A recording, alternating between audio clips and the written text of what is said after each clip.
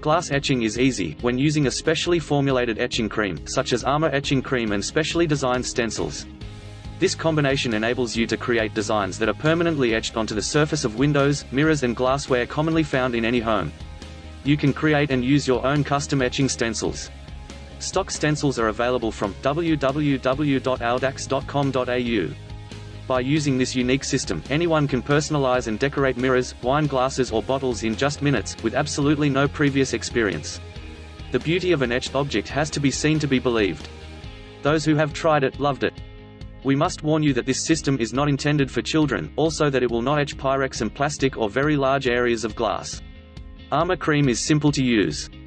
Instructions: 1. Clean the glass and dry it thoroughly. 2. Peel the stencil from the carrier sheet and place it in the correct position over the glass.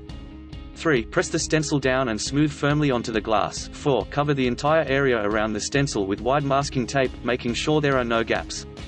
You should also cover and protect all remaining areas of glass. 5. Read all safety instructions printed on the Armour Etch bottle. 6. Apply a layer of cream over the entire stencil design, sufficiently thick that you cannot see the design, using a soft bristle brush or wooden craft stick. 7. Leave the cream on for 1 minute and then wash all the cream off under running water. 8. Remove all the masking tape and stencil from the glass. 9. Remove any remaining traces of cream by washing under running water and then clean with a glass cleaner. Glass etching is ideally suitable for a second income, home-based business, in that little finance is required to set it up and build up sales volume. Small entrepreneurs are using the process to etch wine glasses, school and club trophies, wine bottles, awards, coasters, decanters, in fact any glass object suitable for resale.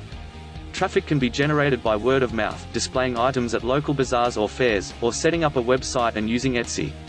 For more information go to www.mysecondincome.com.